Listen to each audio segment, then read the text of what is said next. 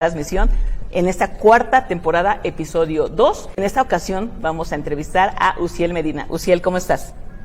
Muy bien, muchas gracias. Gracias por la invitación. Un gusto poder tener esta conversación, sobre todo desde un ámbito quizá que a veces no se toca mucho en estos aspectos de consultorías, que tiene que ver con la parte de cómo influye la política en el tema de la Afore. Y bueno, pues me presento, Uziel Medina, soy politólogo y administrador público por la UNAM. Tuve la oportunidad de ser legislador en el Congreso de la Ciudad de México. Y bueno, dentro de todo este ámbito, ¿no?, de lo que son las ciencias sociales, pues tuve la oportunidad de escribir un libro, Radiografía del Sistema Político Mexicano, donde pues se habla en diferentes secciones tanto de qué es el sistema político, porque mucha gente luego no lo entiende. Exactamente, sí. Hablamos del sistema. Exacto, justo así decir, todos hablamos de la Afore, pero nadie sabe del trasfondo. Todos mencionamos al sistema, pero a veces no sabemos cómo funciona el sistema, cuáles son las particularidades del sistema político mexicano. Y obviamente, pues bueno, en la parte final del libro hablo mucho del papel que juega las nuevas generaciones, millennials, centennials, y cómo están también siendo muy castigadas a falta de una reforma profunda en materia hacendaria, en materia de afores, y la carga que representa este modelo fallido dentro del neoliberalismo, y cómo afecta hoy al desarrollo pleno de esta generación a futuro. Excelente. Cuando tenga que retirarse. Perfecto. Definitivamente no queremos politizar el tema del Afore, sin embargo, al final del día creo que va muy de la mano. Pero bueno, comencemos con las preguntas. ¿Estás preparado? A ver, venga. Venga, perfecto. La primera pregunta, ¿has cotizado alguna vez al Instituto Mexicano del Seguro Social? Sí, desde los 18, de manera intermitente obviamente, por lo mismo, justo hay vacíos, ¿no?, dentro de cómo muchas empresas, inclusive creo que es donde más se puede llegar a dar son las pymes, que no tienen la capacidad a veces para poder dar aportaciones al Seguro Social, y muchas veces... O utilizan el outsourcing. O a veces, pues, bueno, yo me supe un caso, ¿no?, donde el propio trabajador decía, no, prefiero que mejor me lo des a que lo aporte al Seguro Social. Te lo creo totalmente. Y bueno, termina teniendo problemas al final. Exactamente. Entonces, bueno, sí, se he cotizado desde los 18 años, que fue la primera vez que tuve un trabajo formal. De acuerdo. Pero, insisto, no ha sido intermitente, pero vale. Sí. Uziel, ¿tú sabes cómo identificar tu estado de cuenta de la Afore? Es decir, si eres Ley 73 o Ley 97. Sí, soy Ley 97. Muy bien. Justamente creo que es una de los modelos de ley quizá un poco más castigados por una situación obviamente demográfica, pero sí estoy en la 97. Excelente, sí sabe identificar en qué ley estás. Perfecto. Si te diste de alta por primera vez en el IMSS después del 1 de julio de 1997, estás bajo el amparo de la Ley 97 del IMSS. Uziel, ¿tú sabes identificar las subcuentas de tu estado de cuenta de la Afore? ¿Sabes para qué sirve cada una de ellas? Sí, por supuesto. De hecho, toda persona que haya ya dado el paso de abrir su cuenta, digo que de todas formas, o sea, la cuenta se abre automáticamente, pero digamos ya de llevar control sobre la administración de su Afore, pues va a encontrar ahí en su estado de cuenta pues las subcuentas, ¿no? Que básicamente está pues la que son aportaciones al Infonavit, que es básico. Y me parece que es una de las partes más débiles, ¿no? Porque es muy poco lo que se aporta, no recuerdo si era por ahí del orden del 5%, 6-5%, que digo, si ves en caso de una persona con un salario mínimo, pues es muy poco lo que aporta. Y que difícilmente alcanza a obtener una vivienda. No, pues para tener una vivienda va a tener que trabajar 200 años, ¿no? Está la subcuenta que son de las aportaciones individuales, que yo creo que es la parte más importante hoy de las Afores y que muchos se descuidan, ¿no?, de poder hacer aportaciones voluntarias. Y obviamente las que vienen tanto de la aportación patronal y lo que aporta también proporcional el gobierno federal, son básicamente las formas en las que se ven las subcuentas. Excelente, perfecto. Tu ahorro para el retiro, tu ahorro voluntario, tu ahorro para la vivienda.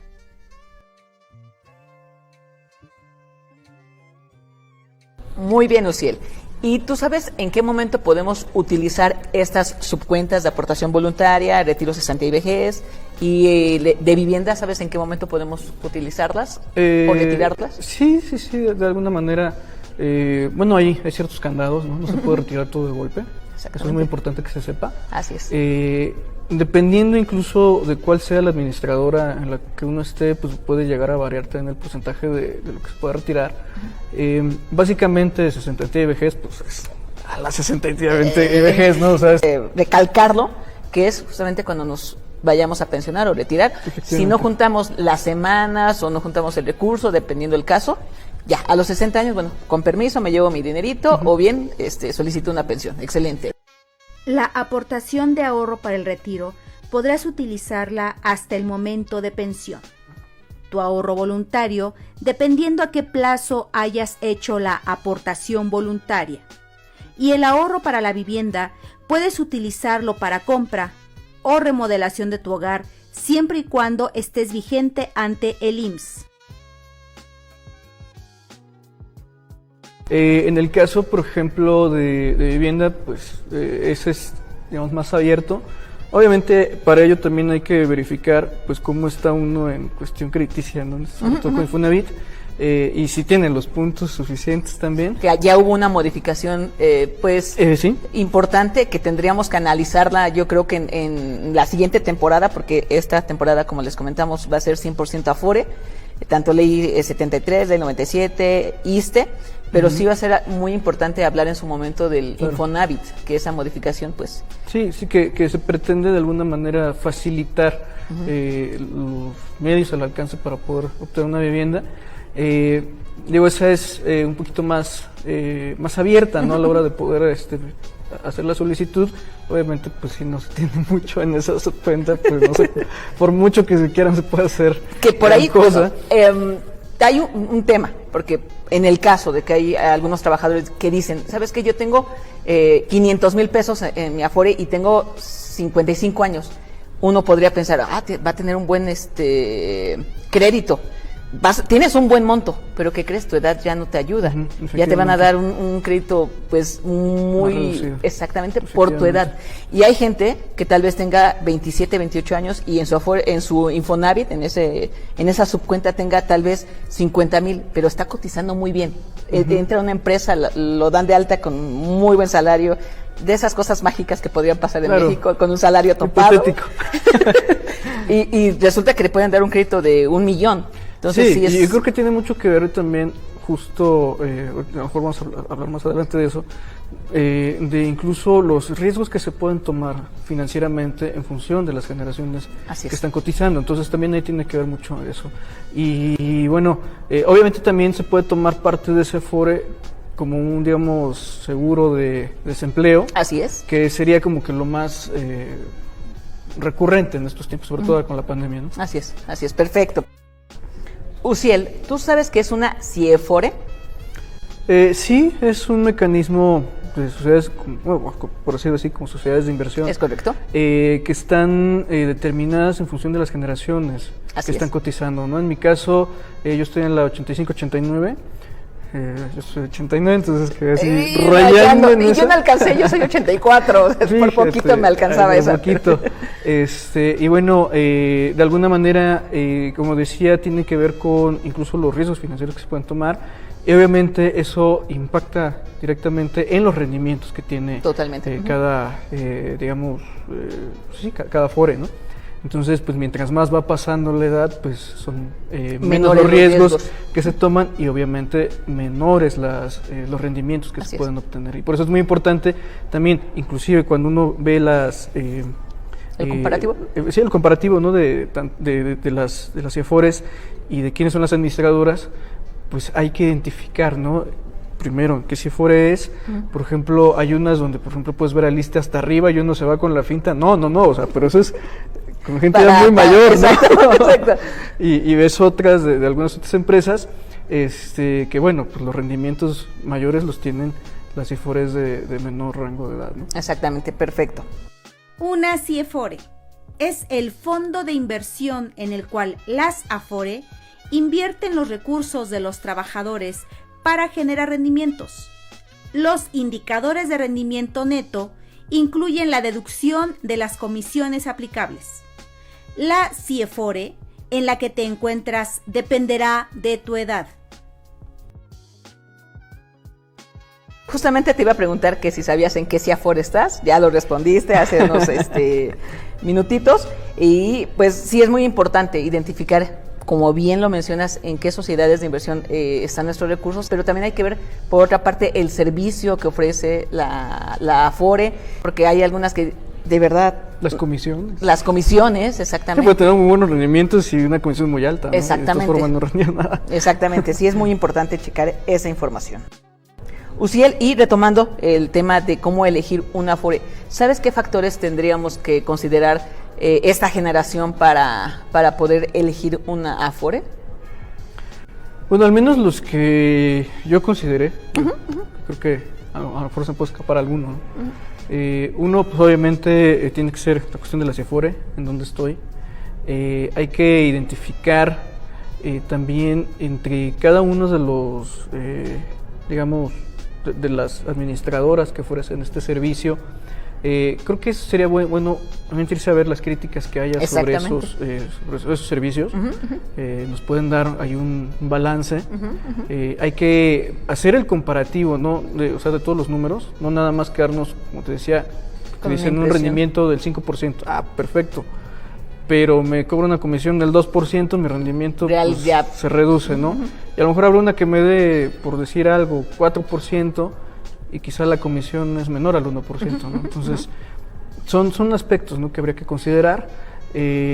Nunca estaría de más incluso jugar con diferentes instrumentos. Siempre lo he dicho. Obviamente, pues tienes un margen, ¿no? Tienes un mínimo de 6 meses, ¿no? Por lo menos para hacer base, ¿no? Dependiendo si te quieres cambiar a una Afore que te está cobrando una menor comisión, te puedes cambiar a los 2 meses, porque es justo esos 2 meses son el tiempo que cae el recurso entre una Afore y la otra. Y en algunos casos se tiene que esperar el año. Si te recertificaron, que por ahí ahorita vamos a explicar qué es la recertificación, te tendrías que esperar forzosamente un lapso de tiempo, y aparte, si decides, no, yo ya me quiero cambiar, tienes que irle a pedir permiso a la Afore y que te den un documento para que digan, ok, libre. Sí, efectivamente, y considerar que aunque uno es, por así decirlo, el dueño de la Afore, hay que considerar que al final de cuentas hay un contrato ahí. Así es. Y es una responsabilidad, ¿no? Digamos pues sí, de ambas partes en cuestión de lo que es un servicio financiero. Entonces, esto que mencionas también es sumamente importante considerarlo, ¿no? De que no en todas digamos, esa contratación de servicio tiene la misma durabilidad. Y obviamente, pues, que mensualmente no podría hacer un cambio, porque efectivamente todos las cuentas, digamos, empiezan a ir generando de forma bimestral, ¿no? Entonces, así es. Son factores que hay que considerar, y nunca está de más, pues, también pedir la opinión de expertos, ¿no? Siempre eso es importante. Exactamente, perfecto. Servicio, cercanía, facilidades en tus trámites, comisiones y rendimientos, entre otros. Trámite optativo mediante el cual el trabajador mantiene actualizada su información y conoce el rendimiento que le ofrece su Afore. Asimismo, permite a la Afore evaluar la calidad de los servicios que ofrece y asegurar que el trabajador recibe su estado de cuenta de forma periódica. La vigencia de la recertificación es de 36 meses, a partir de la última vez que se otorgó el consentimiento del trabajador. Al menos una vez cada 5 años, las Afore deberán realizar este procedimiento de manera presencial. Si el trabajador desea traspasar su cuenta a otra Afore antes de cumplir un año a partir de la última recertificación, podrá realizar el trámite solicitando el folio de conocimiento del traspaso a la Afore que administra su cuenta individual. Uciel, ¿tú crees que el país esté preparado para las futuras pensiones de los millennials, sobre todo? Definitivamente no. Y no nada más el país, es una crisis que se vislumbra a nivel global. Así es. Porque tenemos una circunstancia en la cual sí incrementa la población, pero es un crecimiento, digamos, muy disparejo, en el cual cuando sumas que se eleva la esperanza de vida, cuando se eleva la preparación de la población, y obviamente esto obliga también a un mayor consumo de recursos y empieza a haber también un descenso en la natalidad. Nos enfrentamos a que el mundo y México va en esa línea también de envejecer muy rápido. Por ejemplo, hoy en México la edad media ronda los 29 años, al siguiente sexenio ya habremos pasado el umbral de los 30. Y estamos hablando que para 2040 pues es muy probable que estemos ya cerca de los 45 años de edad media, 48 años. En el 2020 hubo una modificación muy importante a las semanas cotizadas de la Ley 97. Se redujo de 1.250 semanas a 750 en este año y de manera progresiva hasta llegar a 1.000 semanas para el 2031. La vida real o la vida laboral más bien de un trabajador, ¿cuánto crees que sea en promedio? Híjole, pues es que no me atrevería a decir el promedio. Sucede este juego de la estadística. Sí. Hay un chiste ahí, ¿no? Muy malo, ¿no? Que dice que si estamos tú y yo aquí y no sé, nos traen 2 molletes, yo me como 2 molletes y en promedio nos comimos un mollete, ¿no? Exactamente. Oh, muy buena, ¿eh? Sí, entonces, sí. Ese es el problema de a veces manejar a la ligera el dato estadístico. Exactamente. Entonces, habrá unos que tengan una vida laboral de 30, 40 años. Habrá unos que tengan más. O sea, yo, por ejemplo, podría pensar en alguien que, no sé, viene de alguna otra entidad de la República a muy corta edad, no sé, 15 años, y desde los 15 años está trabajando, pero realmente puede cotizar desde los 18. Así es. Entonces, porque ya lo maneja así como la estadísticamente habrá trabajado desde los 18 hasta que te gusta, los 65, pero en realidad trabajó más. Así es. Entonces, no me atrevería a dar como un dato así a la ligera. ¿Dónde yo creo que está el problema? Porque no es nada más el tema de la pensión. Hay un dato, 2018, que habla de que tenemos ahorita el gasto en pensiones es del 3% del PIB. De aquí a 2025, 2030 como máximo, va a subir hasta el 4 o 4.5. Estamos hablando de que se está destinando una muy buena cantidad de ese dinero, que los pasivos que tienen que ver con las pensiones alcanzan el 120% del PIB.